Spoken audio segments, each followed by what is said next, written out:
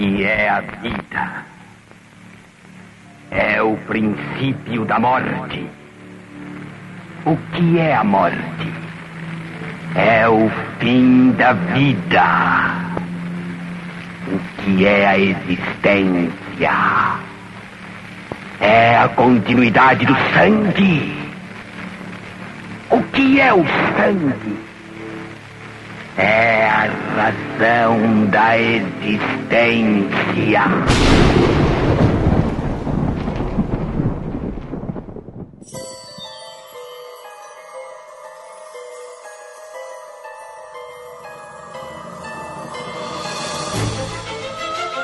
Discos voadores. Fantasmas. Criaturas horripilantes.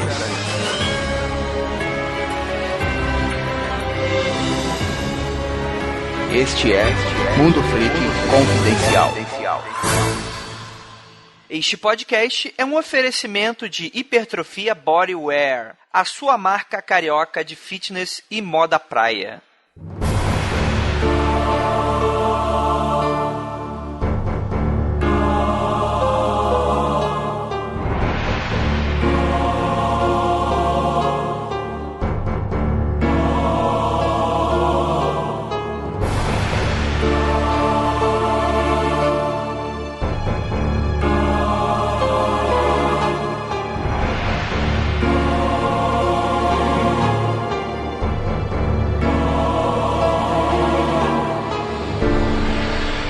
Longos dias e belas noites, queridos ouvintes. Aqui é o investigador Andrei e hoje a gente vai falar sobre dois caras que, assim, é interessante falar porque é tanta coisa, o universo é tão vasto que eu acho que não é nem só o próprio Zé do Caixão que a gente vai falar sobre aqui. A gente vai falar sobre todo esse universo, né? Essa grande bolha que existe dentro do universo, que é Zé do Caixão, que transcende aí essa questão do personagem. A gente vai falar um pouquinho da biografia dele. A gente chamou aqui o autor para conversar um pouquinho com ele. Por favor, André, se apresenta aí para quem não te conhece. Tudo bom? Bom, meu nome é André Barcinski, sou jornalista, tenho uma coluna, um blog diário no portal R7, escrevo para a Folha de São Paulo, fiz alguns livros, alguns filmes. E em 98 publiquei, junto com o Ivan Finotti, meu colega, então colega da Folha de São Paulo, uma biografia do Zé do Caixão, né, do José Mojica Marins, chamada Maldito. Esse livro saiu em 98 e está sendo relançado agora pela editora Dark Side, uma editora muito legal, especializada em lançamentos aí de terror, suspense, ficção científica e afins. Pô, que legal. Mas, assim, você então,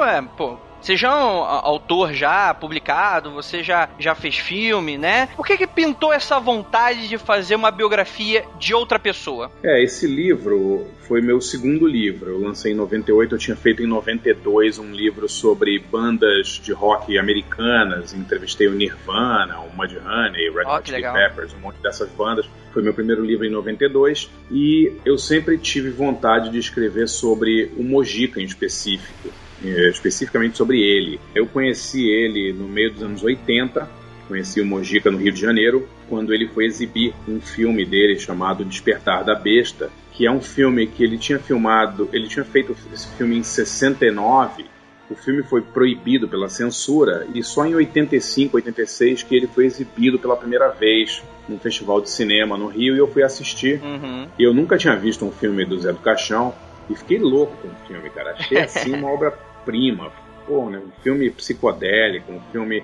Não era exatamente um filme de terror, era mais um filme psicodélico na linha meio Easy Rider, na linha desses filmes loucos do final dos anos 60. Era um filme sobre drogas e sobre o submundo do LSD, do ácido e da cocaína em São Paulo. Era um filme muito pesado, muito marginal mesmo. Sim. Sabe? Era um filme realmente que tinha muito a ver com a boca do lixo e um filme que me marcou muito. E eu fiquei louco com o filme, fui falar com o Mojica depois, parabenizá-lo pelo filme e a gente acabou ficando amigo. Eu fui a São Paulo depois, eu morava no Rio na época. fui a São Paulo ver as filmagens de alguns filmes que ele estava fazendo na época, que eram filmes de sexo explícito, na verdade. E a gente ficou super amigo e desde então eu coleciono tudo que eu posso achar sobre ele, filmes, fotos, pôsteres e roteiros, e eu tenho muita coisa sobre ele. Foi ali que surgiu a ideia de fazer uma biografia dele, né? Pô, que legal. Então eu ia te perguntar como é que você conheceu, então já tá aí até respondido, mas como é que foi um pouquinho dessa relação com você?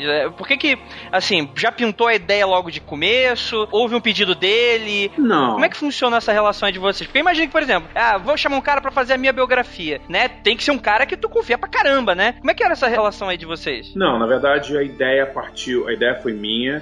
Quando a gente começou a fazer o livro, o Ivan e eu, por volta de 93, eu morava nos Estados Unidos. Então o Ivan, que morava em São Paulo, ficou mais com a parte das entrevistas e eu vim várias vezes ao Brasil para fazer pesquisas. E eu tinha um material vasto sobre o Mojica que eu colecionava desde os anos 80.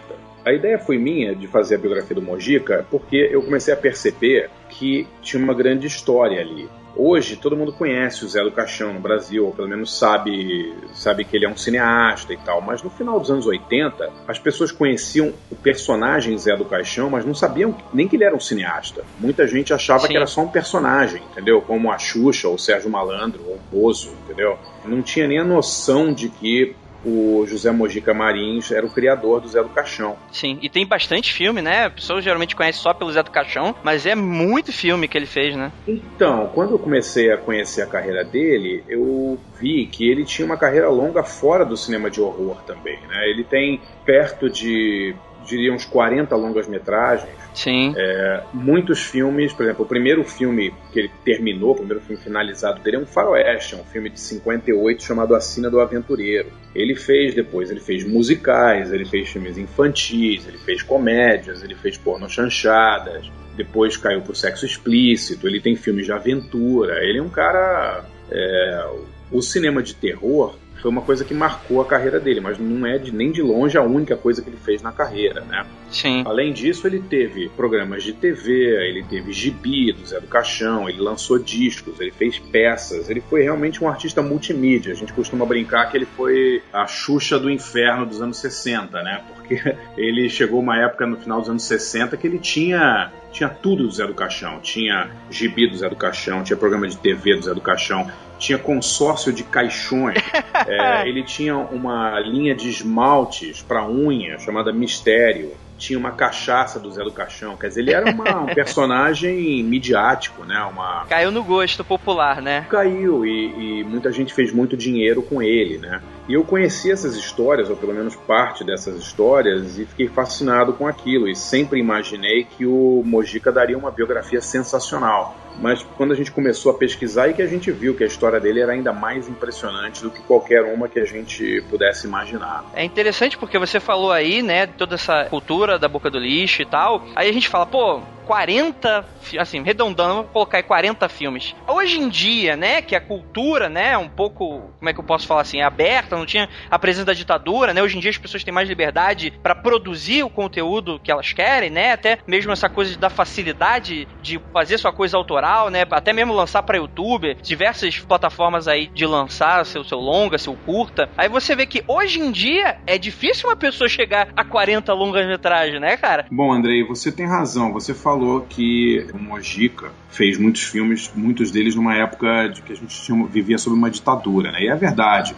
O que eu acho que entre 64 e 85 a gente viveu uma ditadura política, né? Uma ditadura social. E hoje o cinema brasileiro vive uma espécie de ditadura cultural, né? Porque a gente tem um cinema que é dominado por um método de produção totalmente falho, horroroso, e que privilegia filmes muitas vezes só comerciais e que não tem muita qualidade. Sim, né? sim. A gente vive nesse meio aí dessa lei Rouanet, em que as próprias empresas decidem que filmes elas vão financiar, o que é um absurdo, né? Porque elas estão usando dinheiro público, né? Sim. Dinheiro de isenção de imposto é dinheiro público, então uma empresa não pode decidir o que ela vai fazer com dinheiro que não é dela, né? Então seria muito difícil para um cineasta alternativo e marginal como o Mojica ter hoje a carreira que o Mojica teve, porque nos anos 60, nos anos 70, por pior que fosse a situação política, e realmente uma situação terrível de censura, gente sendo presa, gente sendo torturada,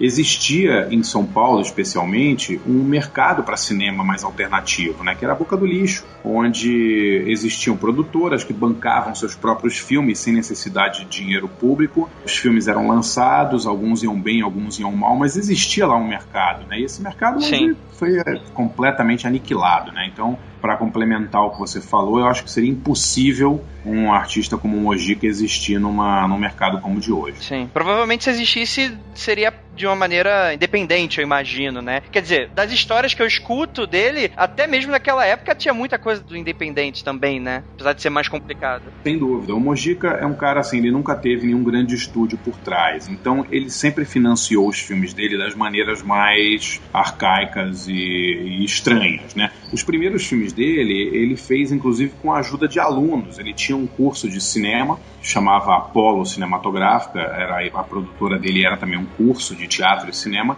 e os alunos se inscreviam, faziam o curso com ele, e ele usava as mensalidades, né, para bancar os próprios filmes, e usava os alunos de ator. Ele fez isso em vários filmes, que era a gente até brinca que era uma espécie de um pré-crowdfunding aí, né, porque ele meio que vendia os papéis de acordo com a importância. Então, para você ter um papel de destaque no filme, você tinha que pagar um pouco a mais e tal.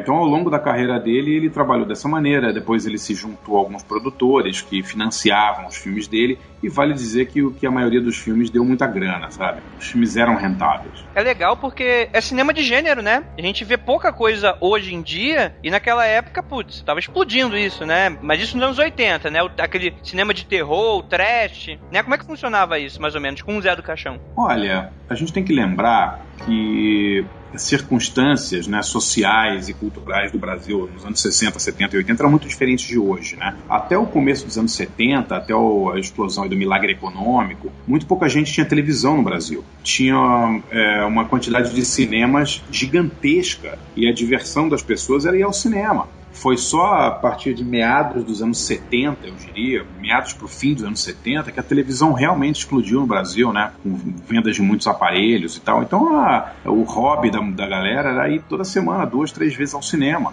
Então, tinha um mercado muito grande para filmes e não existia muito essa competição da televisão. Então, era toda uma circunstância que incentivava o surgimento de artistas como Mojica, né, que sempre dependeram do público, né? Sim, imagino. E é interessante isso que a gente tá falando, porque, assim, toda a construção dele, que hoje a gente vê o Zé do Caixão, como você mesmo falou, a gente olha ele até hoje, né, nos anos 80 já era, mas hoje em dia ele é o personagem Zé do Caixão, e às vezes a pessoa não consegue ter aí o que veio antes. Como é que ele começou a ser conhecido como esse personagem, né, aquilo que hoje a gente olha, pô, Mojica, ele é o Zé do Caixão. Erroneamente as pessoas acham, né? Por não descobrir um pouco dessa coisa. É uma questão muito interessante e que sempre teve presente aí, pelo menos nos últimos 50 anos, na vida do Mojica. O que aconteceu foi o seguinte: antes dele fazer o primeiro filme do Zé do Caixão, ele fez aí meia dúzia de filmes, né? Alguns foram melhores de bilheteria, outros não foram bem, mas ele ia fazer um filme de delinquência juvenil, que estava muito em voga na época, no começo dos anos 60,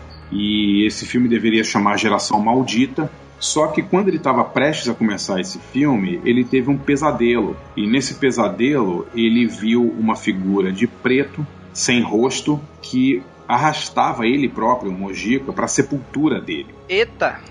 Mas o pesadelo inspirou ele, esse pesadelo aconteceu no fim de 63, inspirou ele a mudar de ideia, deixar de lado o filme de delinquência juvenil e partir para um gênero que era quase inédito no Brasil, que era o cinema de terror. Então ele escreveu o roteiro desse longa, chamado A Meia-Noite Levarei Sua Alma. O filme foi rodado em 13 dias, no final de 1963. Olha aí, 13, né?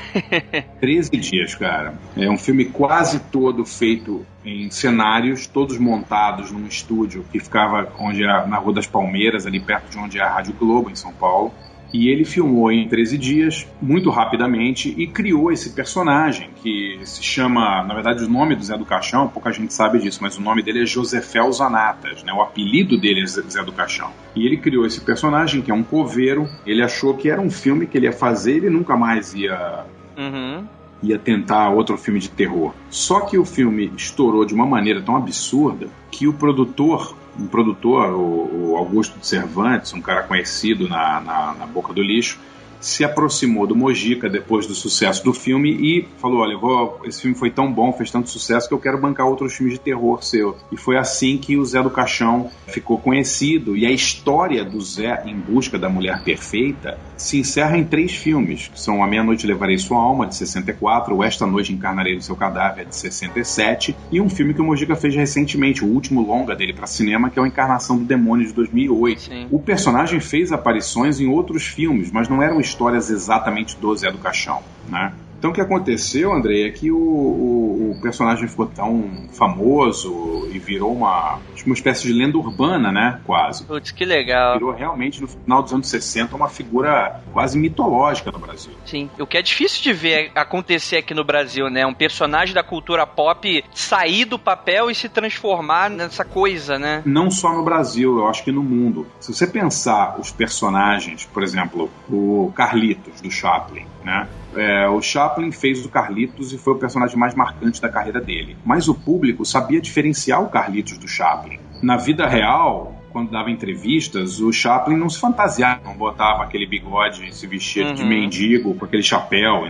Com o Mojica foi diferente. O Mojica se confundiu com o personagem. Ele ganhava dinheiro com o personagem era o que sustentava ele financeiramente. Então o que ele fazia? Ele botava a roupa do Zé do Caixão e saía pela rua, pela cidade, para participar de eventos, para fazer aparições públicas, né? E isso começou a mexer muito com a cabeça dele, sabe? Entendi. Você imagina um cara que é uma pessoa, ele é o José Mojica Marins, e subitamente ele tem que ficar, pelo menos quando ele tá fora da casa dele, interpretando um outro personagem. É uma coisa muito louca, né? Sim. E é uma coisa que eu não conheço nenhum caso, assim, nada. Nem o Santo, aquele lutador de luta livre mexicano, nem o Chaplin, nem, sabe, ninguém que se confundiu tanto com o personagem assim. Sim, foi um personagem que marcou muita gente, isso é interessante. E como é que foi um pouquinho dessa relação dele com o personagem? Ele gostava disso? Como foi as primeiras, sei lá, ele terminou de fazer o filme, ele começou a ver que tava começando a se tornar popular o personagem, as pessoas começavam a chamar ele ia. Como é que funcionou? Ele chegou uma hora que ele não gostava mais, ele tentou sair do personagem, como é que foi isso? Cara, eu acho que chegou uma hora em que ele percebeu que o personagem estava ficando mais conhecido e mais famoso e mais importante do que ele, José Mojica Marins. Isso deve ter mexido muito com a cabeça dele. O problema é que o Mojica sempre dependeu do Zé do Caixão financeiramente. Sim. Durante 5, 6 anos, o Zé do Caixão, entre 64 e 69, 70, o Zé do Caixão foi a principal fonte de renda do Mojica. Era uma fonte de renda boa para ele. Ele fez programas de TV do Zé do Caixão, fez gibis do Zé do Caixão, como eu disse, fez vários produtos do Zé, né? E eu acho que ele teria continuado a fazer muita coisa do Zé do Caixão se esse filme de 69, que chamava Ritual dos Sádicos, que depois foi mudado o nome para Despertar da Besta, não tivesse sido interditado. Porque o que aconteceu foi que quando ele lançou esse filme, que para mim e para muita gente é a obra-prima dele, a censura interditou o filme. Sim. Interdição de filmes era uma coisa muito rara. Geralmente os filmes eram lançados com cortes. Mas a censura proibir inteiramente um filme era uma coisa rara, mesmo na censura brasileira do AI-5, né? Então o que aconteceu? Todos os produtores que estavam loucos para trabalhar com Mojica largaram ele. Porque quem que vai botar dinheiro num filme do Zé do Caixão se o filme foi proibido pela censura? Sim. Né? Então, de uma hora para outra, ele perdeu esse ganha-pão dele. E isso aí, cara, foi uma coisa que mexeu demais com a cabeça dele. Ah, imagino. Porque você imagina, durante 5 anos, você é um cara super famoso, super conhecido, seu personagem é famosíssimo e você vive dele, e de repente você é proibido de trabalhar com ele. Né? Uma coisa muito louca, assim. Então, ao mesmo tempo que ele não podia fazer filmes do Zé do Caixão, ele continua fazendo aparições públicas como o Zé, participando de festas, participando fazendo anúncios, sabe, vestido de Zé do Caixão. Então é uma coisa que abalou ele muito assim, psicologicamente deve ter sido um baque muito grande pra ele, né? Sim. Sem falar que era um cara que curtia o que fazia, né, cara? Acho que a pior coisa que tu tem de um artista, sei lá, um pintor, é tu arrancar o pincel da mão dele e falar, vai fazer uma porra nenhuma não, né? Imagino, né? Sem dúvida, assim, isso coincidiu com uma fase muito braba dele de alcoolismo,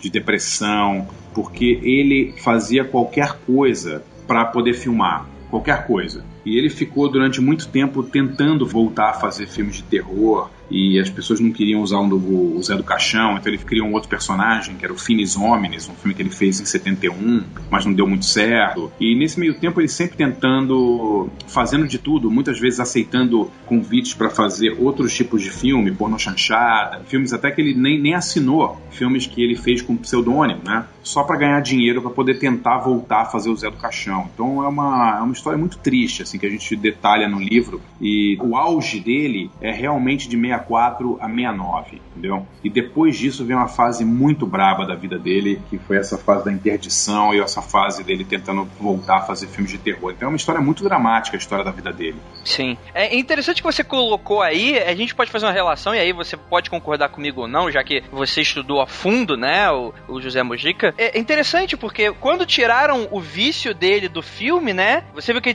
ele teve problemas com bebidas, etc. Foi quase como se substituísse um vício por outro, né? Só que um, obviamente, quer engrandecer artisticamente, o outro que, por ter sido privado, né, acabava, tipo, ajudando a destruir, né, uma coisa mais destrutiva. Tem um pouco dessa relação? Como é que você enxerga? Qual é a sua percepção disso? Cara, eu acho que o Mujica sempre foi um cara dos extremos, né? Ele sempre... A grande paixão da vida do Mujica sempre foi o cinema. Sempre, independentemente, mais do que o terror, foi o cinema mesmo, o ato de filmar, estar num set, estar com a câmera ligada, é realmente um barato dele, entendeu? Então quando uma pessoa hipercriativa dessas, que sempre fez tudo sozinho, nunca precisou de ninguém, de repente é privada disso, entendeu? E falam pra ele, você não pode filmar, ou você vai ter dificuldade para conseguir filmar, ou você não pode filmar o que você quer, você vai ter que filmar outras coisas agora. Isso realmente foi um baque muito grande, né? Então ele entrou numa depressão muito grande no fim dos anos 60, começo dos 70, que culminou em bebedeiras homéricas, problemas imensos com álcool e com anfetaminas e remédios que ele tomava, né? Isso é uma coisa que marcou ele demais, assim, e que causou muitos problemas, não só de saúde, mas problemas familiares, problemas de relacionamento. Então a vida dele realmente entrou numa espiral. A vida dele, que nunca foi muito organizada e ordeira, nunca foi, entrou numa espiral, assim, descendente de muita tristeza e muita dificuldade mesmo, sabe? Sim, imagino, né? Qualquer produtor de conteúdo naquela época devia sofrer bastante, né? Sem dúvida, sem dúvida. E ele é um cara que teve o seu personagem mais importante retirado, sabe, extirpado dele de uma hora para outra, assim.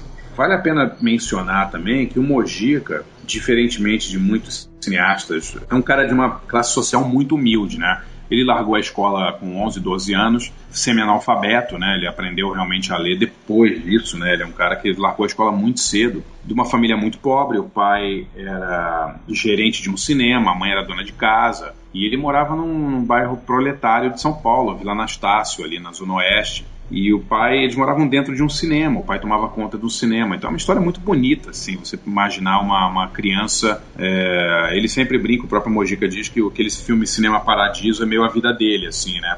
Ele literalmente passou a vida inteira dentro de um cinema, porque a casa da família era nos fundos do cinema. Então ele ficava o dia inteiro vendo filmes. Então, quando você conversa com o Mujica sobre cinema, é muito curioso, porque ele não tem uma educação formal sobre cinema. Ele não sabe, por exemplo, o que é a novela vague, ou, sei lá, o cinema marginal americano. Sim. Ou, entendeu? Mas ele viu os filmes. E esses filmes, de alguma maneira, ficaram gravados no inconsciente dele de uma forma em que ele pode até narrar cenas inteiras de alguns filmes sem lembrar nem quem era o diretor. Eu me lembro que uma vez eu estava conversando com ele sobre plano sequência, e ele citou o filme do Carol Reed lá com Orson Welles, o Third Man, né, o Terceiro Homem, né? Uhum. Ele não lembrava o nome do filme, mas ele lembrava a cena inteira. Caramba. Que é uma coisa fascinante se você pensar alguém que nunca estudou cinema, mas que viu muito filme, né? Sim. Isso cria talvez uma intuição nele, né? Um jeito de fazer seu cinema que é muito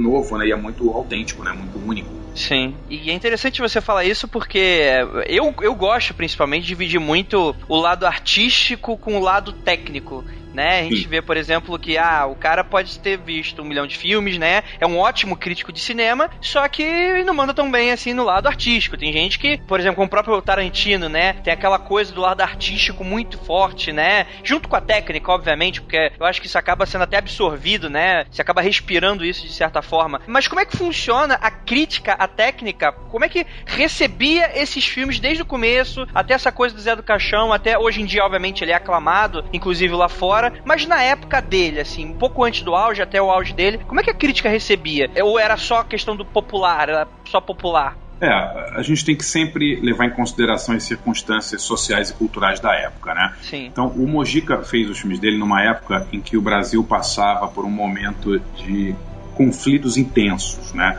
A gente vivia uma ditadura, ao mesmo tempo tinha um cinema que em alguma medida tentava fazer filmes mais à esquerda, o cinema novo, embora tenha sido feito por caras aí de classe média alta e tal, fez filmes combativos e filmes, alguns contra a ditadura e tal. Então existia sim um patrulhamento da crítica que meio que condenava filmes muito populares como se fossem filmes alienados, digamos. Isso não aconteceu só no cinema. Se você pegar a história da música brasileira, da música pop brasileira, você vai perceber que muitos caras como Odair José, até o próprio Raul Seixas, caras que fizeram muito sucesso popular, eles foram malhados pela crítica por não fazerem o que a crítica achava que eram trabalhos políticos, né? Ou trabalhos combativos. Isso com o Mojica aconteceu muito, muito. Várias críticas da época tratavam os filmes dele como coisas de alienado, como filmes que não se importavam com a situação política e econômica do Brasil, né? E eu acho isso uma tremenda uma besteira, porque os filmes, na verdade, são muito mais radicais do que muitos dos supostos filmes panfletários ou políticos que eram feitos na época. Porque os filmes do Zé do Caixão, eles lidam com temas como religião, os filmes são blasfemos até o último fio de cabelo, né? Eles são muito críticos de catolicismo. Na verdade, eles são filmes profundamente sociais, no sentido de que o Zé do Caixão é um mega de um opressor que chega na cidade e destrói todo mundo e pega os pobres e massacra os caras. Todo filme tem um coronel, ou um capitão, ou um fodão da cidade que é o Bambambam, e você tem lá a Patuleia que sofre com o cara. Então os filmes têm sim uma tensão social neles, mas muito pouca gente reconheceu. E eu diria até que isso é o que faz deles até imortais, né? Se você for pegar talvez até um filme crítica da época. Talvez ele não sobreviva tanto quanto hoje, sendo que essas são críticas universais, que hoje em dia você pode ver o coronel. Hoje em dia não existe mais coronel, mas com certeza você coloca ali o político, você coloca ali... Lógico. Você coloca o que você quiser, né? Esse é o interessante. O negócio é que todo mundo que fez sucesso, todo mundo, eu tô exagerando, mas muita gente que fez sucesso no Brasil, muito artista que fez sucesso, foi de certa maneira patrulhado pela crítica. Eu digo isso em todas as áreas, cinema, música, televisão, literatura, né? Porque não era legal fazer sucesso na época.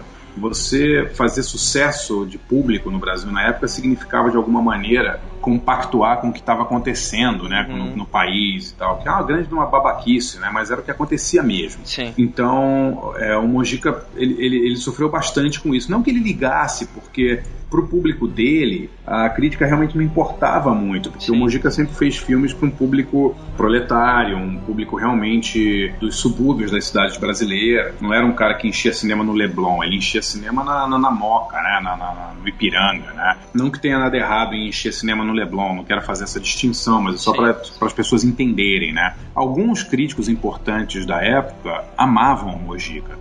O Salviano Cavalcante de Paiva, que para mim é o melhor cara que escreveu sobre cinema no Brasil, escreveu no Correio da Manhã, adorava os filmes do Mojica. O Stanislau Ponte Preta, né, o famoso Sérgio Porto, fez textos maravilhosos sobre o Mojica. A maioria desancava, mas é uma coisa normal na época. Assim, e eu entendo, entendeu? Eu não vou ficar apontando dedos e falando, esse cara deveria ter visto como o Mojica era genial. Não, eram realmente as circunstâncias da época. Que legal.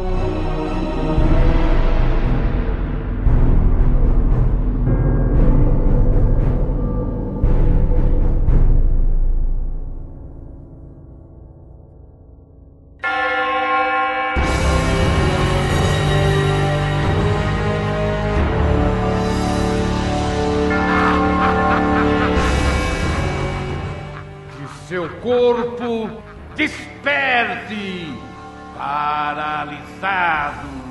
Você vire uma presa viva de vermes, ratos e baratas. Isto vai acontecer se você não assistir. Encarnação do demônio!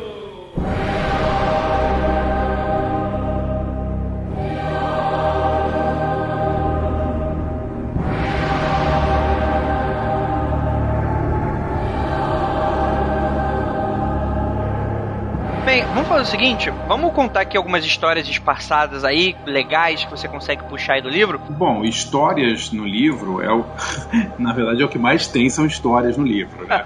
Quando a gente começou a pesquisar o livro, eu não tinha a menor ideia que o Mojica tinha tantas histórias assim. O livro começa os avós do Mojica chegando ao Brasil e o nascimento dele, e o próprio nascimento e a data de nascimento do Mojica é uma coisa que deu um trabalho gigante pra gente, porque por muito tempo, eu diria uns 2 anos, a gente achava que o Mojica tinha uma idade e depois a gente descobriu que ele tinha 7 anos a menos. Porque o que aconteceu foi o seguinte: o primeiro longa dele, ele tentou fazer em 1953, um filme chamado A Sentença de Deus.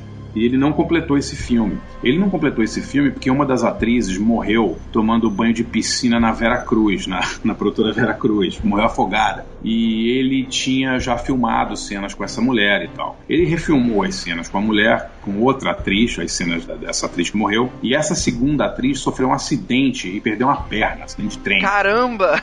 Que isso?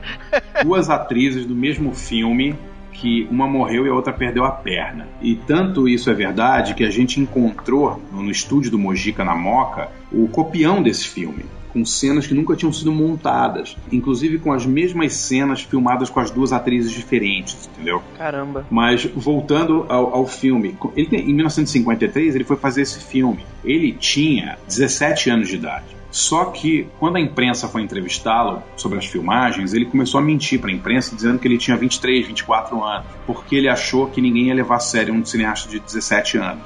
Então, o que aconteceu, Andrei? As primeiras matérias que saíram sobre o Mojica, lá por 53, diziam que ele tinha 23, 24 anos. Ou seja, ele teria nascido mais ou menos em 1929. Caramba. A partir daí, ele começou a mentir a idade dele. E toda a matéria saía a idade dele errada. Então, quando a gente começou a pesquisar o livro, eu fui pegar matérias antigas que saíram sobre o Mojica nos anos 50, começo dos anos 60, e as idades ele era mais velho do que a gente achava, né? Uhum. A gente descobriu que a idade dele estava errada quando a gente começou a entrevistar os amigos de infância dele, na Vila Anastácio. A gente foi à Vila Anastácio e a gente achou várias pessoas que conheciam ele, vários caras que eram contemporâneos, colegas de rua, e que filmaram com ele os primeiros experimentos dele.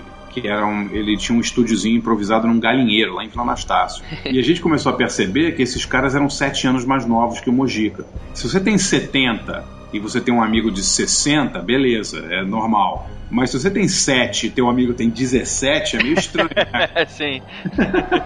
E a gente começou a perceber que o Mojica, na verdade, estava mentindo a idade dele. Mas isso ele nem lembrava? Por que ele não falou isso? Cara, eu acho que ele falava isso há tanto tempo, entendeu? Caramba. Que virou verdade, sabe? Era uma coisa muito louca. E a gente só efetivamente descobriu quando a gente achou a certidão de nascimento dele, que levou um ano e meio pra gente conseguir achar na Vila Mariana, num cartório. Era uma coisa super difícil, entendeu? E a gente finalmente conseguiu realmente estabelecer que ele tinha nascido em 13 de março de 36 e não de 29, como ele sempre disse, entendeu? Caramba. A gente costuma brincar, o Ivan e o autor do livro, que a gente na verdade teve que fazer 2 livros. A gente teve que primeiro pesquisar a vida que o Mojica diz ter vivido e depois a vida que ele efetivamente viveu, né? Porque era tudo tão fantasioso e tudo tinha tanta fantasia no meio e tantas histórias inacreditáveis que deu o dobro de trabalho pra gente. Vocês tinham que desvincular o personagem do cineasta da pessoa, né? Completamente, cara. Era muito mais fácil pra gente descobrir as histórias sem entrevistar o Mojica, entendeu?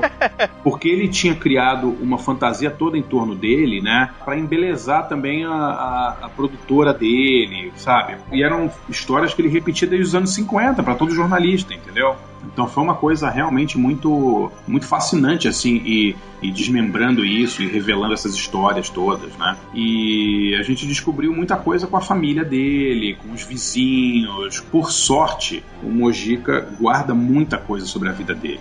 Então ele tinha muito recorte de jornal, tinha muito documento, tudo meio guardado de uma maneira esdrúxula e não muito sem uma ordem, digamos. Mas tinha muita coisa nos estúdios dele, na casa dele, entendeu? Desde fotos, até o livro tem, sei lá, centenas de fotos, desde o Mojica bebê, desde a família dele chegando ao Brasil, os avós, os pais, até as primeiras experiências dele com 12, 13 anos filmando em Vila Anastácio, entendeu? Legal. Tem mais alguma coisa aí que você pode contar aí pra gente? Alguma história mais interessante? Cara, de história, assim, as histórias das filmagens são inacreditáveis, assim.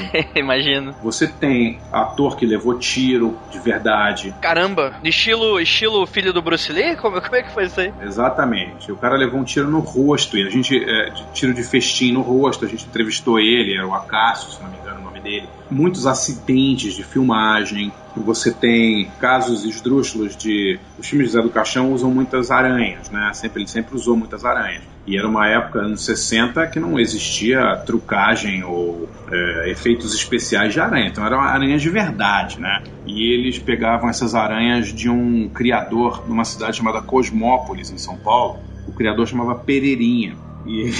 E ele tinha uma criação de caranguejeiras, de centenas de caranguejeiras. Caramba! E o Mojica ia pegar essas caranguejeiras com Pereirinha em Cosmópolis de carro e trouxe as aranhas numa caixa de papelão. E claro que na viagem, várias das caranguejeiras começaram a sair da caixa e ficaram andando pelo carro. E é óbvio que o Mojica e o cara que estava com ele, o Mário Lima, foram parados por um policial, né? Tipo vigilante rodoviário. Que inacreditável, cara. Que mandou eles saírem do carro e eles não queriam nem abaixar o vidro, né? E o policial mandando eles abaixarem o vidro, porque eles estavam andando em zigue-zague na estrada, porque as aranhas tinham saído, várias delas, e o Mário estava batendo com o jornal nas aranhas enquanto dirigia, assim, né? E várias aranhas escaparam e eles contam essas histórias. Cara, as histórias são inacreditáveis. E aí quando você conhece o Mojica, você percebe que ele é meio um imã de maluco, assim, sabe? Entendi. Muita gente louca gosta de ficar em torno do Mojica, em volta dele, e ele atrai esse tipo de pessoa. Então é normal, assim, você, sei lá, sair com ele e acontecer coisas estranhas, sabe? Ou coisas até meio sobrenaturais. Ele é um cara que realmente atrai esse tipo de coisa. Parece que a realidade em torno dele se altera, né? Cara, mas altera, sabia?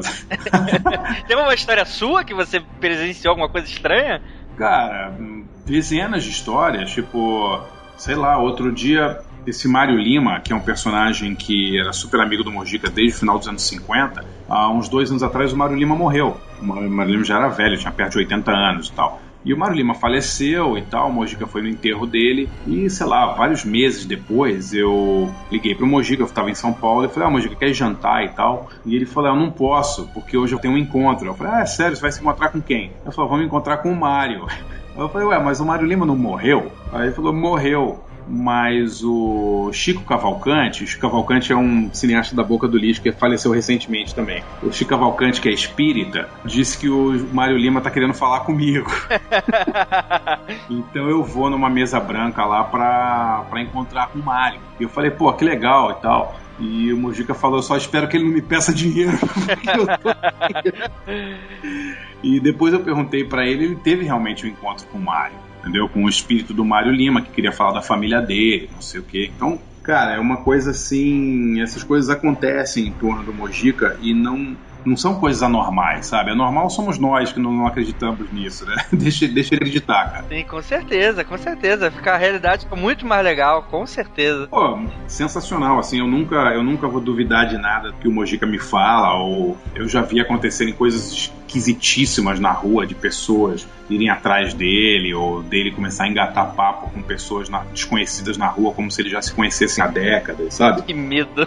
Ele é uma pessoa que tem esse dom, assim, da estranheza, sabe? E é muito legal isso, né? Porque eu sou um cara muito normal, muito na minha e tal, e eu acho fascinante pessoas que vivem vidas paralelas, né? E o Mojica, ele não é um cara que é um personagem, ele é daquele jeito mesmo, sabe? Eu acho isso fascinante. Ele não é, por exemplo, sei lá, o Falcão lá, o cantor brega, né? Ele é o Falcão brega pros outros, né? Na vida real ele é outra pessoa, né? E o Mojica, mesmo quando ele tira a roupa de Zé do Caixão, ele continua sendo um cara estranhíssimo e dado a acontecimentos estranhos e esdrúxulos e coisas inexplicáveis que rolam com ele. Eu acho isso fascinante, cara. Cara, imagino. Deve ter sido uma experiência de vida você fazer esse trabalho, imagino, né? Deve ter um André antes e depois desse livro, imagino. Na verdade, como eu conheço ele, mais de 2/3 da minha vida eu conheci o Mojica, né? Então ele sempre foi muito presente na minha vida como uma figura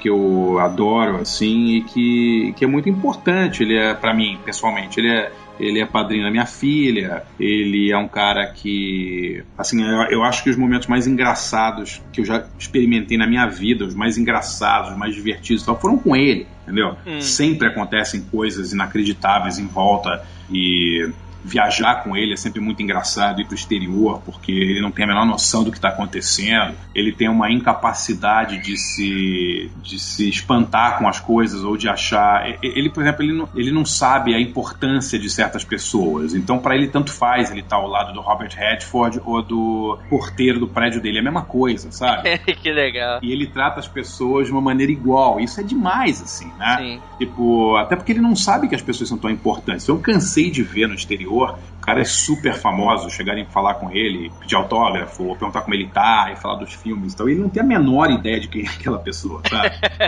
Realmente, cara, que incrível. É muito engraçado, tipo, desde o Darren Aronofsky, sabe? O cara que fez o Noé, o diretor, super famoso, que o Mojica não tinha a menor ideia quem era, até o Paul Schrader, que escreveu o Taxi Driver, e que, sabe, um cineasta e roteirista, e vários cineastas famosos, Joe Dante, Tim Burton, entendeu? Do Mojica tá ao lado dos caras e não tem a menor ideia de quem seja a pessoa. Caramba, você falou até agora, cara, Tim Burton e Zé do Caixão podiam fazer um trabalho em parceria e ia ficar um negócio de louco, né? Podia, cara, podia. Na verdade, ele quase fez um filme com Roger Corman uma vez. Olha! Eu estava presente, inclusive, quando eles combinaram fazer o filme. Lógico que nunca saiu nada disso, mas rolou esse papo. Sim. E a gente teve encontros memoráveis, assim, do Mojica. Uma vez, a gente estava numa mesa, numa convenção de terror, em que na mesma mesa estavam o Zé do Caixão, o Robert Englund, que fazia o Freddy Krueger, o cara que fazia o Jason, eu não vou me lembrar do nome dele, mas o cara que mais fez o Jason, e o Gunnar Hansen, que fazia o Leatherface do Massacre da Serra Elétrica. Entendeu? Caramba, cara. E estavam os 4 juntos, sabe, batendo papo, assim, conversando numa convenção de terror. Você imagina esses 4 coroas, assim, que meteram medo em gerações, né? Sim. Pô, pena que foi no começo dos anos 90, não tinha câmera digital, não tinha nada disso, porque esse era um momento que tinha que ter ficado registrado. Ah, assim, claro, com certeza. Mas o Mojica conheceu muita gente famosa, assim, que veio conversar com ele, falar com ele. Inclusive nos anos 70, ele foi a festivais de cinema na Espanha. Pô, o Salvador Dalí foi falar com ele. Caramba. Entendeu? É que assim, pouca gente não sabe, mas o Zé do Caixão, ele é conhecidíssimo lá fora, dentro do meio, né? Sim. Ele participou de várias edições do Festival de Cinema de City, por exemplo, na Espanha.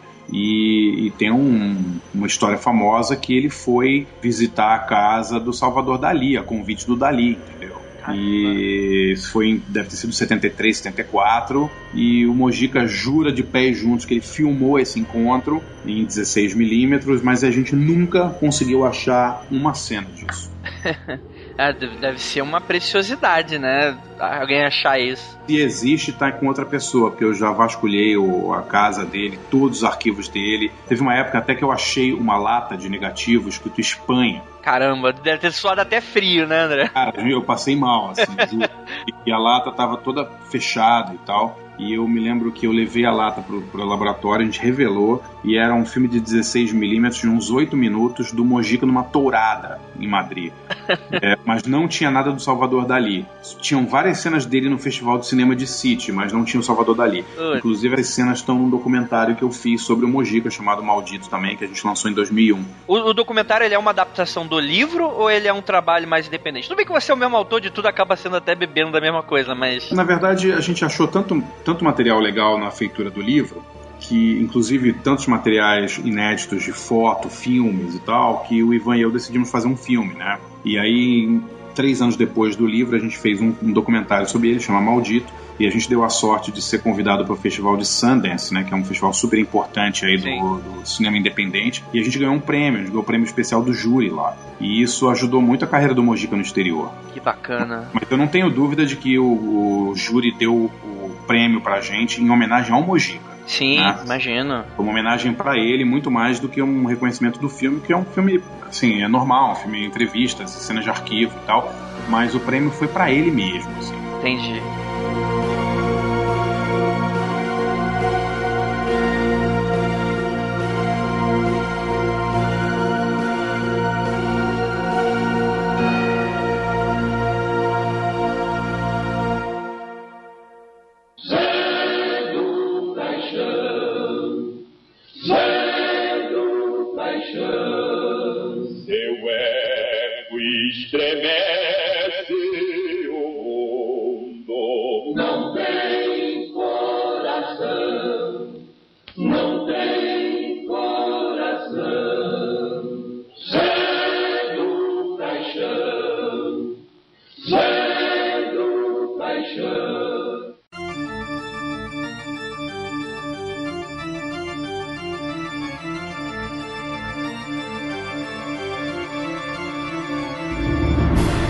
André, pra gente ir finalizando, 3 filmes do Zé do Caixão, do Mojica, o que você quiser, desse homem, dessa obra ambulante que é o Mojica. 3 filmes que você indica pro nosso público e por quê? Olha, os 3 filmes que eu indico, se você quiser conhecer, entender o que é o Zé do Caixão, são A Meia-Noite Levarei Sua Alma, de 64, Esta Noite Encarnarei no Seu Cadáver, de 67, e O Ritual dos Sádicos, também depois foi chamado de Despertar da Besta, que é de 69. Os 2 primeiros, o A Meia-Noite e o Esta Noite, são as 2 primeiras partes da trilogia da vida do Zé do Caixão, da história do Zé. E são os filmes onde o personagem nasceu e onde ele se desenvolve, né, em busca da mulher perfeita. São filmes muito simples, muito baratos, feitos em condições muito precárias, quase todos eles, o primeiro num estúdio ali na Rua das Palmeiras, em São Paulo, o segundo numa sinagoga no Brás, inteiramente filmado em estúdio, e são filmes de terror clássicos, assim, sabe? Filmes de terror que provaram que você não precisa estar na Transilvânia, ou ter um vampiro, ou ter seu Drácula ou Frankenstein para botar medo. A gente pode criar um terror brejeiro, um terror brasileiro. Sim. E foi o que o Mojica fez, né? Ele criou realmente um monstro brasileiro, um monstro que tem a ver com lendas nossas, com histórias de caipiras, as histórias que caipira conta na fogueira, histórias de assombração da noite, né? É um terror nacional mesmo, assim. E o terceiro filme, que é o Ritual dos Sádicos, é meu filme, não só meu filme predileto do Mojica, como é o meu filme predileto de todos os tempos, de qualquer cineasta. É um filme sobre o submundo de São Paulo no fim dos anos 60, sobre um grupo de médicos que realiza experiências injetando LSD em alguns pacientes e fazendo eles assistirem filmes do Zé do Caixão. Que bacana! É demais o filme. Cara, e o filme, assim, é um raio-x sobre o Brasil da época do AI-5, da ditadura, da época dos hippies, da época da contracultura, sabe? Eu acho, junto com o Bandido da Luz Vermelha, do Rogério Sganzella, os 2 filmes mais emblemáticos, assim, do cinema brasileiro do fim dos anos 60 e que mais falam sobre São Paulo e sobre esse submundo cinza aí que a cidade de São Paulo viveu nos anos 60. É um filme inacreditavelmente maravilhoso, esteticamente radical, com música maravilhosa.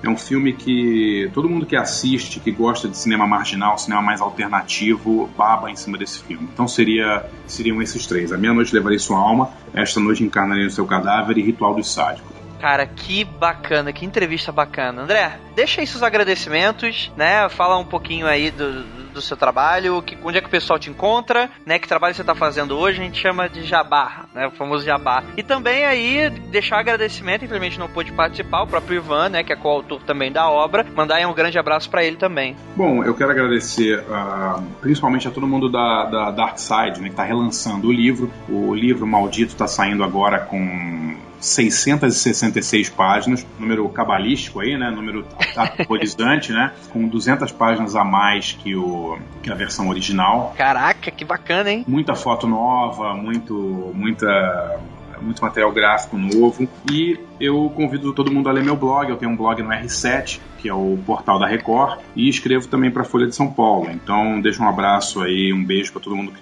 está nos ouvindo. Leiam o livro e vejam muitos filmes do Mojica que ele merece. Olha aí, não só também, né? Veja tudo, cara, que Brasil... Eu acho que o Brasil aí tem muito potencial. O pessoal às vezes fala muita besteira. Não gosta de coisa brasileira. Cara, é porque não sabe, não conhece, é por ignorância quem fala isso. É verdade. Eu gosto pra caramba e, cara, eu indico porque, assim, é claro que os mais novinhos, eles podem até não conhecer o Zé do Caixão, mas só de estar escutando esse podcast, eu acredito que todo mundo ficou com uma vontade de procurar saber mais, procurar ver os filmes, procurar esse livro aí que, lançando agora Dark Side Books, vou deixar aí no link pra vocês comprarem aí, caso se interessaram. Também os filmes também devem ser fáceis de conseguir hoje. Não, os filmes do Mojica estão disponíveis, você consegue achar nas melhores lojas e não só os filmes dele, o cinema brasileiro teve uma fase grandiosa aí no final dos anos 60, entendeu? Com caras como o Rogério Sganzerla, o Carlos Reichenbach, o Oswaldo Candeias, são caras que fizeram filmes fora do sistemão, do esquemão, governo, grana pública, Embrafilme, entendeu? São filmes muito legais, tem muita coisa legal. Sabe, é impossível alguém assistir o Bandido da Luz Vermelha e não achar emocionante. Sabe, os filmes do Anselmo Duarte, Pagador de Promessa, um puta filme, sabe? Tem muito filme legal no cinema brasileiro e muita gente tem muito preconceito contra o cinema brasileiro, mas tem muito filme muito legal. Sim. Basta dar uma pesquisada boa. Com certeza, com certeza. Então, fica aí, ouvinte, enquanto vocês estão aí doidos pra procurar mais do Zé do Caixão, vamos lá pro nosso contatos imediatos, leitura de feedback, e-mails e comentários, e até o próximo programa. Um beijo, um abraço pra todo mundo aí. E vejam os filmes do Mojica que ele merece e vocês merecem também. Um abraço.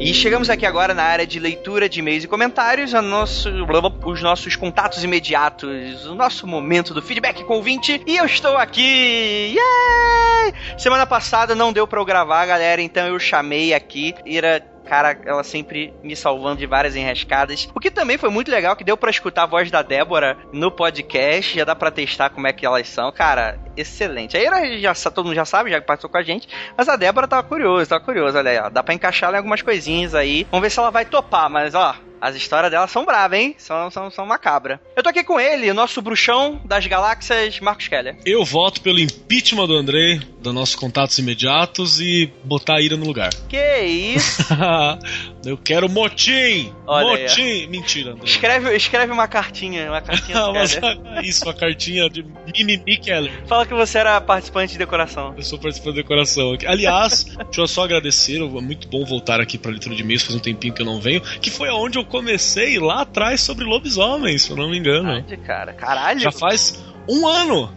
Fez um ano em novembro. Olha, cara, tá marcando, parabéns. Foi em novembro do ano passado. Tá fazendo uma astral da tua participação, parabéns. Olha, boa ideia. Ó, que tem nego lá acreditar na gente. Ó, enfim, cara, já tô imaginando quando a gente for gravar o podcast de astrologia, cara, vai ter gente se tacando da janela, cara. Pô, vamos explicar pra galera, nós somos um podcast, a gente traz informações assim que são reais pra quem acredita nelas, mas você pode ouvir a gente a título de curiosidade também. Você não é obrigado a acreditar em nada, você não é obrigado a se matar, você não é obrigado a chamar a mãe. E nós estamos aqui. Exatamente, né? Sempre aqui. Olha que legal. É bom falar que eu fiz umas participações bem legais. A gente acabou de sair aqui de um crossover muito maneiro com um podcast que foi muito pedido, mas que vai sair, eu acho que só ano que vem. Então vocês fiquem ligadinhos, né? Fiz também a participação em outro podcast, só que eu acho que não vai sair. Cara, se bobear, deve estar saindo junto com esse, mas eu só não vou confirmar porque eu não sei quando é que o vai liberar pra gente aí, quando é que vai ser, que eu gravei com eles no domingo, provavelmente deve ser essa semana, mas eu não sei. Vamos ver. Momento recadinho rápido, galera. Primeiramente, gostaria de agradecer muitíssimo esse ano de 2015. Eu sei que esse recado, ele tá muito, meu Deus do céu, fim de ano da Globo, né? Hoje é um novo dia. Não, cala a boca. Não, cara, essa música é muito brega. E, cara, queria agradecer de verdade mesmo todo o apoio que vocês deram pra gente no site, no podcast, nas nossas redes sociais, no livro. Cara, foi excelente, foi muito gostoso todo esse ano de 2015, trabalhoso, mas a gente colheu muitos frutos que a gente estava plantando aí desde 2014, até mesmo bem antes. E, cara, 2016 vai estar aí pra, cara, sério, pra dar pirueta, rabo de arraia, capoeira espiritual aí na galera. Fiquem ligados. Com uma equipe maior, migrando pra outras mídias, o bagulho tá louco, hein? Olha aí.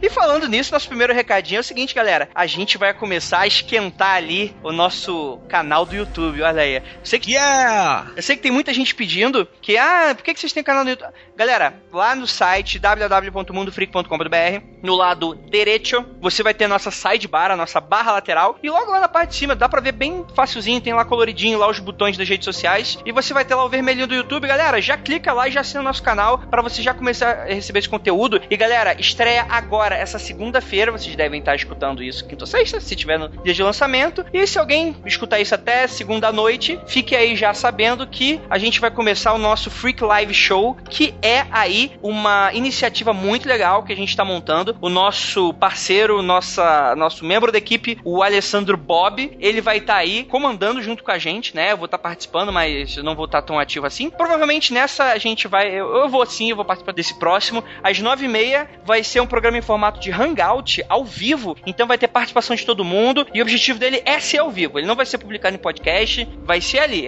Mas André, eu não posso ver a cara de vocês. Não tem problema. Depois que a gente termina o Hangout, automaticamente o YouTube gera aí o episódio. Depois de alguns minutos, algumas horas, já tá o episódio pra vocês verem. Provavelmente terça-feira já deve estar pra vocês assistirem. Mas, cara, é muito legal que seja ao vivo pra gente contar com a participação de vocês. A gente lê comentário, lê pergunta e tal. E vão ser mais curtinhos, né? Não vão ser nem 2 horas de papo, meia horinha, 40 minutos no máximo. E a gente já vai falar o quê? Vai ser mais entretenimento, não vai ser muito de terror, né? Vamos dependendo do tema, né? A gente vai falar sobre Star Wars, né? Eu vou ter já assistido o filme. Desculpa aí. E uma galera, mas é claro, sem spoiler, a gente não vai contar final de filme nem nada. A gente vai falar o que achou, o que esperar, né? Pra quem não viu ainda. Vai dar nossas considerações. Vai ficar muito legal. Então, 9h30 no nosso canal do YouTube. Só procurar lá no YouTube por... Coloquem lá Mundo Freak, vocês já acham a gente, tá beleza? Mas tem aí no link aí nas nossas redes sociais, beleza? E, cara, excelente, muita coisa legal que está aí por vir. Beleza, galera? É isso, né? 2015 tá acabando, quase que falo 2016, calma, gente. E vai ser muito legal aí a contar com a colaboração de vocês, mais uma vez, para o próximo ano. Beleza, galera? É isso. E agradecer também a todos os colaboradores, ao Keller, que tá aqui comigo, a todo mundo que participou do Mundo Freak, de maneira geral, do site, do podcast, das redes sociais. Vocês, ouvintes, cara, eu tô excelente, muito feliz. Mas vamos logo pra leitura de e-mails e comentários, porque eu não quero perder muito tempo nos recadinhos. Já terminamos. Vamos ler aqui os nossos comentários do último episódio. Vamos lá, Navio Fantasma.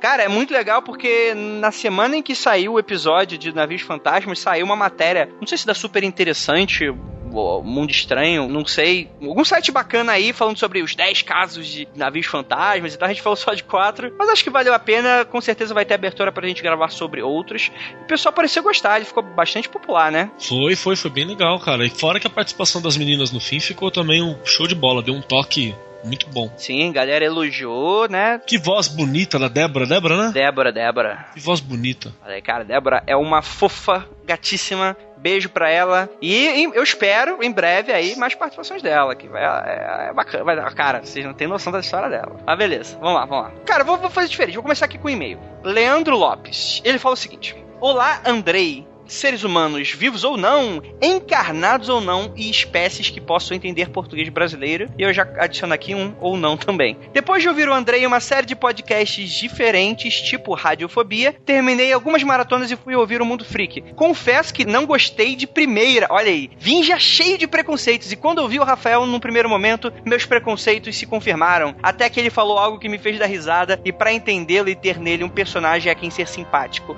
ele é imprescindível. Cara, essa galera, o cara já chega já na voadeira, já quer ouvir pra não gostar, cara. Mas aí, ó, tá vendo? Dê uma chance e curtiu a parada. Tá vendo? Isso, tem que dar uma chance pra todos nós. Porque até pela temática que a gente trabalha e tal, é muito fácil você criar um preconceito antes de tentar entender. Até porque a gente não mostra também todas as nossas facetas, né? No podcast a gente mostra algumas faces específicas. Acho que quem mais se expõe, mais se mostra é o Andrei mesmo, por ser host, por já ter feito aí 80 e tantos episódios só de Mundo Freak Confidencial, né? Sem contar os outros segmentos. Então você ainda tá mais conhecido. Só que a gente ainda fica um pouquinho mais obscuro, então é muito fácil criar uma ideia. Nos conheça antes, adiciona aí nos bagulho aí, vamos trocar uma ideia. Mas o e-mail do Leandro é muito bom e continua aqui. Vocês fazem um ótimo podcast. O Andrei não tem aquela voz de host do programa de rádio, o que dá um ar de estou entre amigos, e consegue equilibrar o programa de forma magistral. Não é só ele quem fala, nenhum convidado fala mais que outro. Olha que excelente. Eu explico meu preconceito com uma coisa toda. Eu já convivi muito com o freak. Calma. Um freak pessoa, com o freak, a entidade. Eu não sei o que ele tá querendo fazer. É o nosso ornitorrinco, provavelmente. Olha aí, ó. Ele conseguiu um ovo de ornitorrinco. Fui uma criança ateia. Olha, uma criança. Cara, criança ateia é estranho, né? Se não tem a criação de ateus, é difícil ver uma criança ateia. Mas enfim. Geralmente Deus é. Cara, agora. Sério, o nego vai chegar de voadora comigo agora. Acreditar em Deus é mais fácil quando criança, então é mais difícil ver gente. E eu não tô falando que é errado acreditar quando adulto, não. Mas aí as crianças já estão mais predispostas a não. Estão mais próximas de Deus. É verdade, obrigado por me salvar, cara. Eu ia falar que é fácil acreditar em Deus e Papai Noel. Mas não quero que as pessoas achem que eu tô criticando crer em Deus. Calma aí, gente, por favor, né? Por favor, me entendam. Um adolescente, ele disse que era igualmente ateu. Até que com 16 anos comecei a pressentir coisas. Jesus. Eu estava no estágio que não acreditava. Minha mãe sempre foi espírita. Tem uma tia bruxa. Calma aí. Que bruxa? Tá, voava na vassoura. Cara, eu fui preconceituosa com o desculpa, bruxa. Mas sempre achei ser coisas dela, tipo simpatia, sabe? Caralho, eu tô muito chateado que eu fiz essa piada tão tosca. Desculpa aí, bruxa, de verdade. Sei que a gente tem ouvintes pagãos. Beijo aí pra todo mundo. Nesta época eu realmente senti algo diferente, era muito forte. Chegava a sentir dor física. Conheci algumas pessoas, passei por alguns lugares, até que com 17 anos presenciei uma bilocação. Caralho! Caramba! Mais do que uma pessoa teve a mesma visão que eu. Na verdade, eu só ouvi. 17 anos depois e ainda lembro de cada palavra da pessoa que não estava lá em corpo. Podia explicar a história toda, mas o e-mail ia ficar maior ainda. Na mesma semana, vi o mesmo homem que se desdobrou expulsar um espírito em um colega. Ele fez ventar numa sala fechada. Nos mesmos... Caraca, o nome do vento agora? O seu nome é Quote agora. Quote. Acho que... Você já leu o nome do vento? Já, é o Kvolt. Olha aí, ou o mestre Elodin. Olha aí, ó. É verdade, é verdade. Agora o pessoal que lê essa porra agora tá... Nossa, Andrei, o cara conhece. Pô, cara, muito bom. Eu só não sei o que o cara tá fazendo. Ele virou, depois que ele virou amigo do Martin, né? É G, né? G Martin, ele parou de escrever o terceiro livro. Mas enfim, voltando ao e-mail. Imagina como o pessoal descobrir que eu assisto Doctor Who, né, cara? E não tenho tantas coisas boas pra falar, mas enfim, vamos lá. Ele fez ventar na sala. Nos mesmos 17 anos, presenciei um evento de telepatia, caralho, com um amigo dele e o grupo todo. Aos 18 anos, fui iniciado na ordem de magia branca que eles faziam parte. Caralho! Jesus, cara. E tu era teu, hein? Olha aí, ó. Nessa ordem, perdi qualquer medo de espíritos, seja ele bondoso ou não. Na verdade, perdi quase todos os medos que eu tinha. Passei por alguns graus até chegar ao grau de mago. O mais estranho, senhores, é que trabalhei nessa ordem por 10 anos e hoje me encontro num estado enorme de incredulidade. Ó, ser humano é um bicho firuleta mesmo, né, cara? Olha aí, ó. O cara vê os bagulho, né? E tá aí. Olha aí, ó. Tá aí, né, Leandro? Putz. Faz parte, é parte da senda, Leandro, tá certo. Cada um tem o seu caminho. Eu não me encaixava no modelo cristão daquela ordem, tendo uma visão monista. Monista, tá certo? Sim, monista também tá certo. Monista, não é monoteísta? Não sei. Não sei. Então, não necessariamente, porque monoteísmo é a crença, né, E um Deus só. Deus, né, e tal. O monismo também tem uma relação, se eu não me engano, relacionado ao único, tá ligado? É uma teoria filosófica de metafísica. Eu não me lembro exatamente, exatamente, mas eu lembro que estava ligado a isso. Espera aí que a Santa Wikipedia me fala. Do grego, monismo, sozinho, único. Nome dado para quem defende a unidade da realidade como um todo. Então realmente existe. Mente e corpo é tudo junto. É oposição ao dualismo ou ao pluralismo. Então sim, existe o monismo. Olha aí. O Keller mais rápido que... né? O Wikipedia é mais rápido do Oeste. Até eu lembrar, cara, ia demorar muito.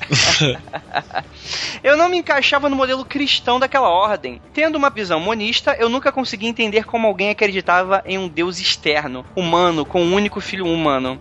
Gosto muito de várias mitologias, mas nunca simpatizei com o cristianismo, para falar a verdade. Não critico os cristãos, mas desde criança eu sempre tive o ímpeto de me afastar de igrejas, da Bíblia e principalmente da imagem de um homem humilhado e moribundo, algo que me parecia errado. Queria só, depois do que disse aqui, reiterar que respeito os cristãos e só não compartilho da mesma fé. Também o fator humano hoje me faz entender que nenhum agrupamento humano consegue manter o que tínhamos quando eu tinha 17 anos e estava deslumbrado. Provavelmente não, né, Leandro? É uma pena. Fofocas, intrigas, brigas e a minha falta de fé, que na verdade era só uma visão diferente, acabaram me afastando. De qualquer maneira, queria dizer que nos últimos anos eu alimentei uma frustração e certa raiva que senti depois que saí de lá. Daí meu preconceito com o conceito do podcast. Ele me fazia reviver momentos que foram angustiantes. Vocês trataram com respeito e eu posso dizer com carinho que o Mundo Freak está me ajudando a dar uma bela respirada e repensar o que aconteceu, e revisitar o que sobrou da minha fé, e até lembrar com carinho dos bons momentos que vivi lá. Só me resta agradecê-los pelo trabalho e torcer pelo sucesso de vocês, que tragam de volta à luz muito mais espíritos desgarrados como eu. Obrigado, grande abraço. Olha aí. Cara, eu não sei explicar. Eu tô parecendo agora o Mestre Yoda agora, tipo, não sei. Saber não sei eu. Pois é. Cara, o objetivo do podcast é fazer, cara, vocês pensarem. O objetivo dele é você escutar e sair desconstruído. Ampliar o mundo, né, cara? Ampliar a tua visão de mundo um pouco, né? Exato. Considerar outras possibilidades. E sempre com essa ideia de manter um respeito mesmo. Essa é, acho que, a grande ideia do Mundo Freak. Até porque tratar desses temas assim tem que ser respeitoso, né? Exatamente. Mas, não, eu até discordo dele, que essa história de ovelha desgarrada é muito... Não, ele tá... É muito drama, não é assim não. Não, pra onde, né, cara? Pra loucura, só se for, né? Você é da hora, mano. O maluco é legal.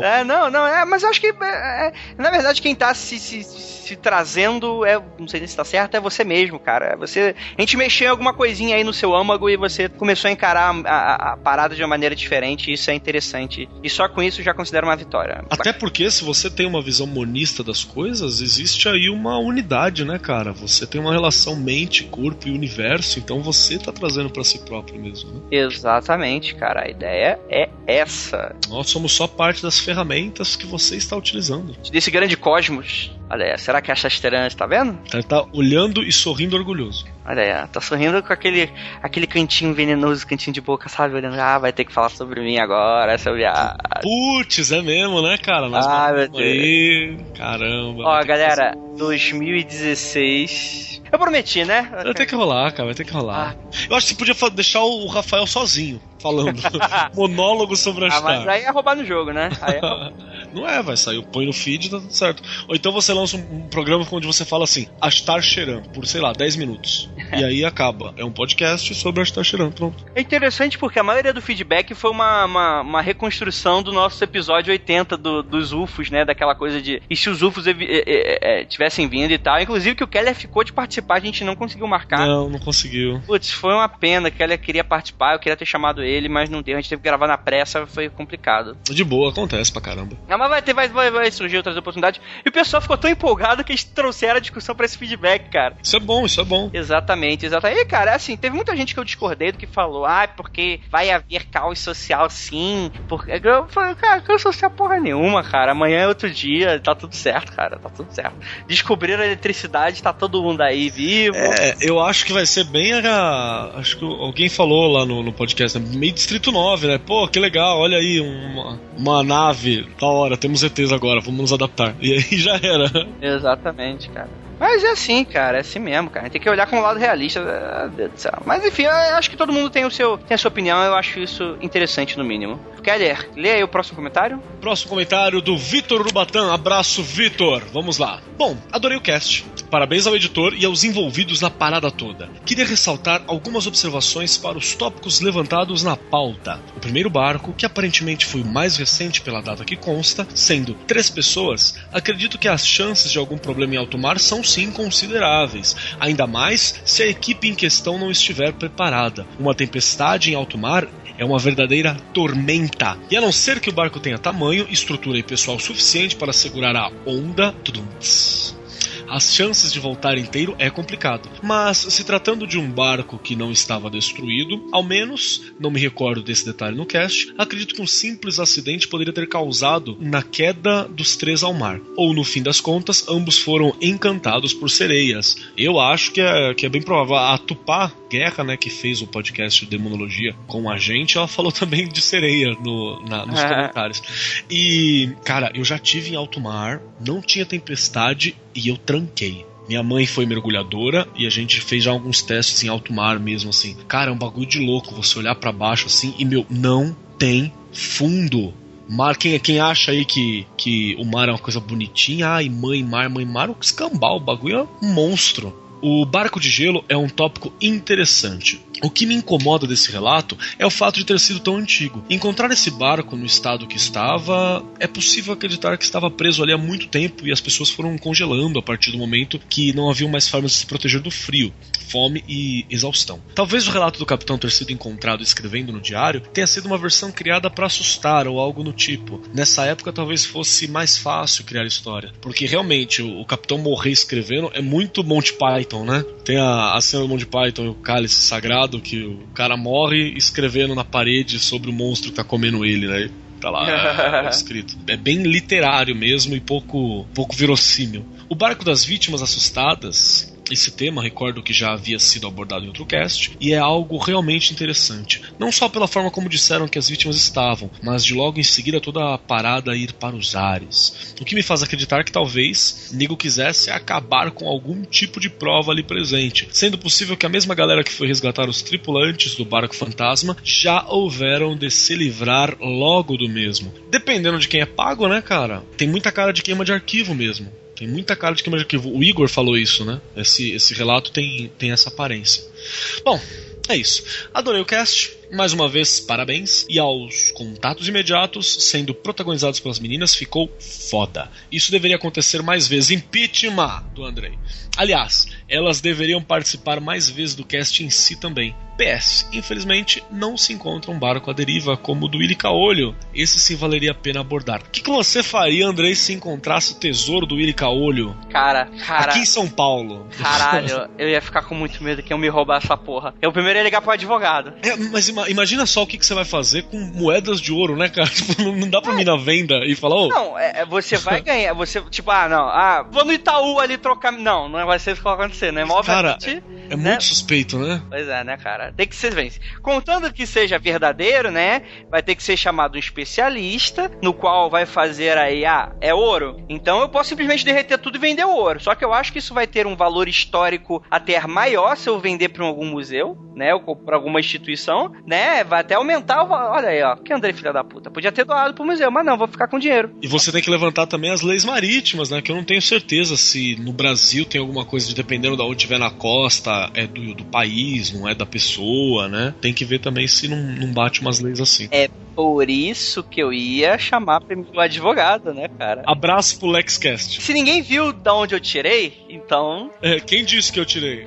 Pô, achei, ó. Tava cavando, o meu cachorro morreu, fui cavar uma covinha pra ele, ó, ouro, pô. Cara, já sei, se a gente achasse essas moedas de ouro, o esquema era você vender uma por uma no eBay. Tipo, achei um baú, guarda, aí você vende uma por uma no eBay, ou no Mercado Livre não, né? Tem que ser eBay mesmo, no Mercado Livre a galera só quer saber de fazer troca. E aí você vende no no eBay, tipo, como uma coisa rara, saca? Exato. Você vai enviando uma por uma. Vende uma a cada 2-3 meses pra não encher o mercado também. Olha como a gente é desgramado. Olha aí, ó. A única que sobrou. 2 meses depois, a outra única que sobrou. Sempre vai ter uma única, até acabar com o baú. Tem galera filha da puta que faz isso, né? Não sumiram com o cereal lá do Star Wars lá, nego comprando 200 cereal com R2D2 lá pra aumentar o preço dessa porra, cara. É a lei de mercado. Eu até queria um, cara, mas depois quando eu fui ver, eu desisti. E tem gente que acredita nesse Deus mercado, né? Olha. É a mão invisível do mercado que vai deixar bem. Você falou uma coisa pra mim que é muito importante, pra galera que acredita que o mercado por si só e tal. Vai ser mundo cyberpunk, né? Cara, com certeza, cara. Empresa fazendo o que quer, direito humano lá embaixo, qualidade de vida é uma merda. Sim, a gente vai virar a Coreia do Norte, todo mundo. Cara, agora o nego vai chamar a gente de esquerdopata pra baixo, né? Ai, cara, maluco. Eles querem implantar uma ditadura freak. Fora o foro do mundo freak. Ai, não vamos até parar com esse assunto, né? Acho que vamos finalizar com esse comentário, que a maioria ficou preso no episódio passado. Eles estão. Acho que alguns ouvintes morreram, então vão voltar pra sempre agora com os comentários. Mas o episódio do 80 ficou 81, sei lá, foi tão bom que o pessoal curtiu pra caramba. Isso é bacana. Fiquei orgulhoso. Pra vocês, né, pros ouvintes que a gente faz, enquanto eles estão curtindo, significa que o trabalho tá correto, né? Exatamente. Kelly, você tem algum recadinho pra dar aí pros nossos ouvintes? Provavelmente o último de 2015? Cara, tenho sim, eu tenho um mesmo, olha só, não posso esquecer, senão o pessoal do meu grupo de teatro também tem um chilique. Uma delas é que a gente participou aí de alguns podcasts, então fiquem atentos à Podosfera, que eu não sei quando vai lançar e é chato, né? E a outra é que eu participo de um grupo de teatro chamado Companhia Vagabunda, Cia Vagabunda. Se digitar no Google é o único que você acha. Nós somos um grupo de teatro bem alternativo, saca? A gente não tem financiamento de empresa, a gente constrói tudo com as próprias mãos. E aí a galera do grupo tá lançando lá um crowdfunding. Olha, eu vou falar pra vocês a verdade que o valor tá bem alto, não precisa bater o valor, mas se você quiser doar uns centavinhos lá pra gente montar o espetáculo Madrugather, fica à vontade, viu? Será muito bem-vindo. Olha aí, Kelly, me passa esse link pra eu colocar aí no post. Passo sim. Então tá lá, galera, se vocês quiserem, por favor, e puderem ajudar-nos, será muito bem quisto. Não se preocupem que não é um Causferum, a gente tá no Kikante, eu acho que é doação, né? Então, independente do quanto tiver lá, vai acontecer o espetáculo e a gente agradece pessoalmente quem for doar. Então, essa é realmente uma vaquinha virtual mesmo pra construir. E vou te falar que com o valor que tá lá, a gente já consegue construir mais ou menos. Se melhorar esse valor, a gente constrói melhor ainda. Então eu convido os freaks que estiverem a fim de dar uma mão a dar uma mão. Exatamente. Cara, galera, ajudem aí pra esses esquerdopatas fazerem o... Não é? Olha aí, ó. Fazerem... Cara, o Kelly manda muito bem, galera. Ele é tudo aquilo que vocês escutam no podcast e ainda muito mais. Muito obrigado. E eu gosto de longos passeios na praia e estou solteiro. Meninos e meninas, espíritos e alienígenas. Olha aí, ai meu Deus, já tá no pan-transexual, né? Pan-transcendente sexual já tá. Pan-cosmos, transcendente sexual. Cosmosexual, acho que já. Universo sexual já é suficiente, né? Já é suficiente, né? Galera, muito obrigado mais uma vez. Não é o último podcast do ano. E só pra avisá-los, aí, Andrei, dia 1º vai ter podcast? Não, primeiro porque dia 1º não é quinta, o Andrei burro. Mas enfim, a gente vai tirar 2 semaninhas de férias, tá bom, gente? Mas não vai ter podcast? Claro que vai ter podcast. A gente tá com 2 podcasts aí na gaveta que, na verdade, não são Mundo Freak confidenciais, são Zona Freaks. Um é sobre um tema bem variado, o outro é um tema bem legal, nostálgico, e eu acredito que vocês vão gostar pra caramba, então pra vocês não sentirem falta das nossas loucuras, né? Vocês já sabem que o Mundo Freak Podcast, que na verdade tá como Zona Freak, ele é uma pegada um pouco diferente, é temática de variedade, inclusive ele vai morrer, Não, tem que ser o No Darth Vader, né, por causa do hype. No! Exatamente, não, esse é só do George Lucas que faz merda. Puta, cara, ele tinha que cagar, né? Minha maior alegria é que o George Lucas não tem nada a ver com esse novo Star Wars. Mas vamos lá. Graças a Yoda. Não, mas só, cara, me perdi todo aqui. Não, é só pra avisá-los que não vai ser a morte como vocês estão esperando, vai ser uma morte meio monomito, né? Nosso herói vai morrer pra renascer aí das cinzas como algo diferente. Sabe que eu quero convidar a galera, Andrei? Aproveitar que vai ter essas 2 semanas de férias pra visitar os textos antigos do site, né? Dar uma olhada nos textos que a gente tem. Tá voltando agora o Sobre Tarô, teve uma última edição que o ano ficou meio difícil, né? Não consegui continuar. Tá voltando no começo na segunda metade de janeiro vem a nova postagem também. Tem os textos da Andressa, tem os textos do Lucas, tem o texto de uma galera lá. Exatamente, cara, excelente. Todos os textos são muito legais. Tá saindo texto meu, texto do Keller, texto da Andressa, texto do Lucas, texto da Ira, texto da Mayra, texto de todo mundo, muitos dos nossos colaboradores. E cara, eu já me perdi nessa porra. Tchau, gente, não olhem para trás. É isso aí.